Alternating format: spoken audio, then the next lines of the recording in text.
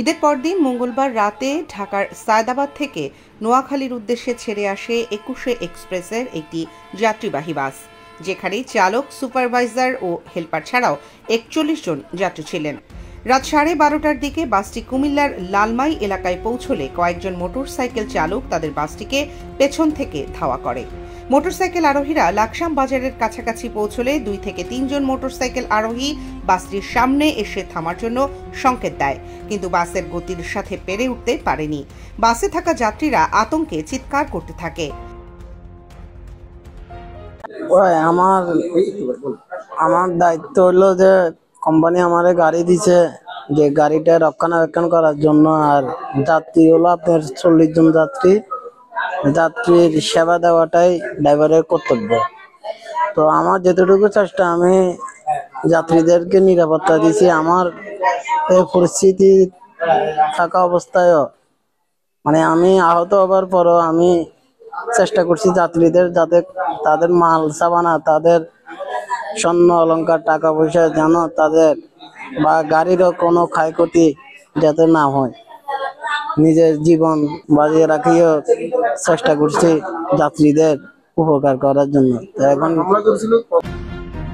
বর্তমানে নোয়াখালী জেনারেল হাসপাতালে চিকিৎসাধীন রয়েছে চালক সোহেল। তার মুখের নিচের অংশে অস্ত্রোপচার করা হয়েছে।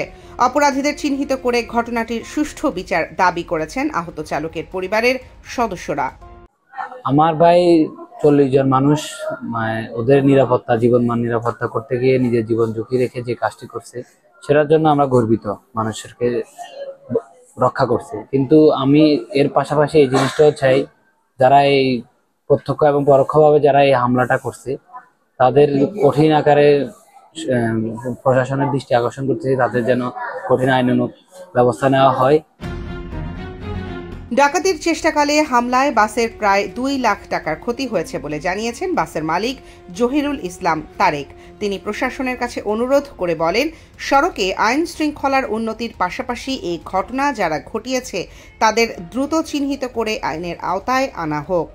তো ঈদের দিন রাত্রে আমার ২১শে এক্সপ্রেসের গাড়িটি ঢাকা থেকে ৪১ জন যাত্রী নিয়ে কুমিল্লার লালমাই পার হওয়ার পরে ৮-১০টি মোটরসাইকেলের সন্দেহজনকভাবে আপনার এটাকে কি বলে, যখন এদেরকে তাড়া করতেছিল, তখন একজন যাত্রীর বক্তব্য যে নাম্বারবিহীন সবগুলো মোটরসাইকেল, ড্রাইভার সাহেব আপনি গাড়িটা দাঁড় করাবেন না।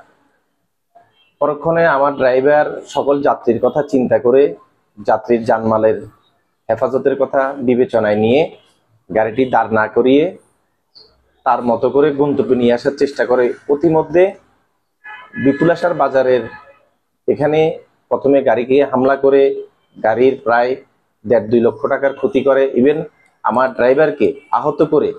এখন ড্রাইভার মৃত্যুশয্যায়। সকল পরিবহন মালিকদের পক্ষ থেকে এবং যাত্রীদের পক্ষ থেকে প্রশাসনের কাছে অনুরোধ করব, এই জাতীয় দুষ্কৃতিকারীরা যেন আগামী দিনে কোনো যাত্রী অথবা কোনো গাড়ির এই ধরনের ক্ষতি করতে না পারে, তার জন্য আপনারা দ্রুত আইনি ব্যবস্থা নেবেন। পাশাপাশি যদি আমার গাড়ির চালকও কোনো অভিযোগ কোনো অপরাধ সংঘটিত করে থাকে, তাকে আইনের আওতায় নেন।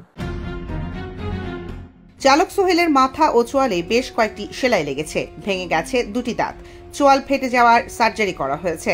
বর্তমানে তার অবস্থা উন্নতির দিকে রয়েছে বলে জানিয়েছেন নোয়াখালী জেনারেল হাসপাতালের আবাসিক মেডিকেল অফিসার রাজীব আহমেদ চৌধুরী। যিনি আহত গাড়ি চালক আছেন, উনি বর্তমানে আমাদের হসপিটালে ভর্তি আছেন। ওনার শারীরিক অবস্থা স্টেবল আছে। ওনার চোয়াল ভেঙে গেছে, যেটার জন্য আমরা আমাদের ম্যাক্সিলোফেশিয়াল সার্জন যিনি আছেন ওনার পরামর্শ নিয়েছি। উনি একটা রিপিট এক্সরে করতে দিয়েছেন, এবং সেই এক্সরেতে যদি অ্যালাইনমেন্ট ঠিক থাকে, সেক্ষেত্রে বাকি আর তেমন কোনো অতিরিক্ত চিকিৎসার প্রয়োজন হবে না। তবে যদি অ্যালাইনমেন্ট ঠিক না থাকে, সেটার জন্য সার্জারির প্রয়োজন হতে পারে, সেটাও আমাদের হসপিটালে সম্ভব, সেটা আমরা করে দেব ইনশাআল্লাহ। পুলিশ বলছেন, কুমিল্লায় কয়েকজন যুবক মোটরসাইকেল নিয়ে বাসটিকে ধাওয়া করে এবং পরবর্তীতে সেটিতে হামলা চালায়। এতে গাড়ি ক্ষতিগ্রস্ত সহ চালক আহত হয়। হামলাকারীদের উদ্দেশ্য ডাকাতি নাকি অন্য কিছু তা তদন্ত করা হচ্ছে। আশা করছি দ্রুত সময়ের মধ্যে এই রহস্য উদ্ঘাটন করা সম্ভব হবে।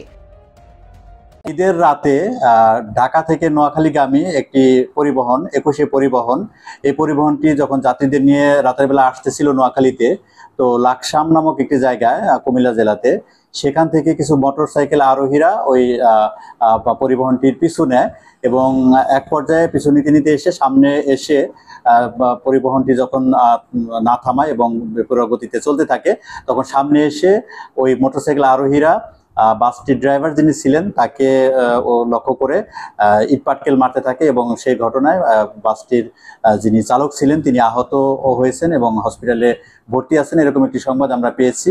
তো বাসের যিনি মালিক রয়েছেন তাকে পরামর্শ দেওয়া হয়েছে যে থানাতে তিনি অভিযোগ করবেন, অভিযোগ করলে পরে আমরা ব্যবস্থা নেব এবং এই বিষয়ে থানার অফিসার ইনচার্জকেও প্রয়োজনীয় নির্দেশনা দেওয়া হয়েছে। বাদবাকি বিষয়গুলো আসলে আমরা তদন্ত সাপেক্ষে বিস্তারিত জানতে পারবো। স্থানীয় লোকজন বলছেন, সড়ক মহাসড়কে এসব ঘটনা প্রতিরোধে আইন শৃঙ্খলা বাহিনীকে তৎপরতার পাশাপাশি দায়িত্ব নিয়ে কাজ করতে হবে।